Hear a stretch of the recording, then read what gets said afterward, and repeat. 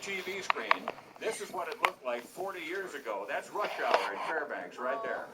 And they used to park here and fly off the water or off the gravel. Now this guy, on the video, he's flying off the gravel with tires that don't have a lot of air in them.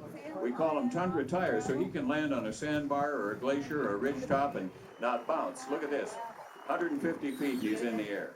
Isn't that amazing?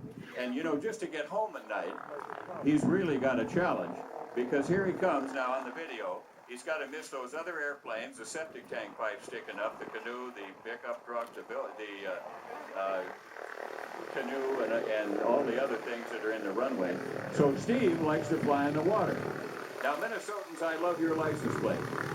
10,000 lakes, that's something to brag about. We have 3 million lakes and a whole lot of rivers that are thawed out. But give him a big wave. That's your pilot, Steve Knetzer, in 24 Alpha. And what he's going to do is turn around, and this will be a downriver takeoff this morning. You'll be able to see him on the video. If you can't see him out the window, he's on the video. Okay? So when he spins around, I'll give you a warning, and you'll come zipping by us here over on the left-hand side. And when he does this, keep this in mind. 1 in 78 Alaskans are licensed to fly. 1 in 78, and there are 750,000 of us, according to the latest census. So you see, the airplane is important. If you don't own one, you can rent one, or you have a lot of folks with licenses. Okay, left-hand side, port side, here it comes. And this will be the first takeoff.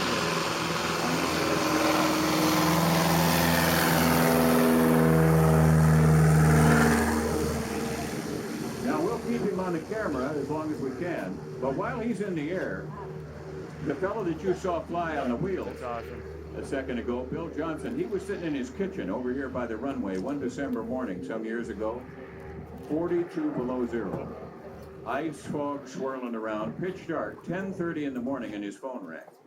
And it was our hospital, and they said, Billy, can you fly up to the Yukon River and pick up a young mother in labor? We need to get her in town. He said, no problem. He jumped in the airplane, took off, landed in the village up there. 2 people got in, touched down out here an hour and a half later, and 3 people got out of that airplane. Now, what do you smooth-talking lawyers put on that kid's birth certificate? Where were you born, son? I don't know. That doesn't work. How about airborne-busy at the time? That works. And that's what's down at the courthouse. All right, now Steve is behind us. He's circled around the stern, and you can watch on the video if you don't want to twist your neck.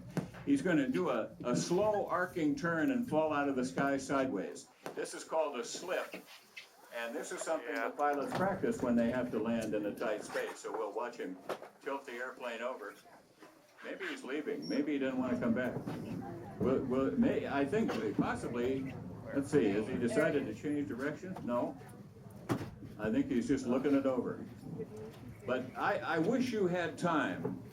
If you don't this trip and you come back, I wish you had time to fly with one of these boys and girls, because they will take you to amazing places. Here he comes. He's got it lined up on the river. Now watch the hang time. Watch the daylight under the floats. He will just ease it down, like walking down the basement stairs with no light on. Look at that. Wow.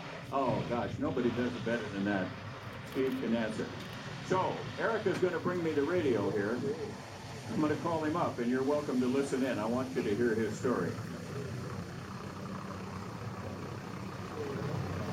Yay. 24 Alpha, Discovery 3. Steve, happy 4th of July. Thanks for working today. Same to everybody else. Good morning. Hi, well, I'm glad the fog lifted. Now, can you tell us a little bit about how you got started flying, please? Sure. I was actually raised out in western Alaska along the Yukon River. I've been piloting these aircraft since I was a teenager. My dad was a pilot and instructor, and I even had sled dogs out on the Yukon for transportation. Tried my hand at the Iditarod race in 1980. Then in 91, I moved to Fairbanks here and became an aircraft mechanic. So now I work on these aircraft full-time when I'm not flying them. Well, now,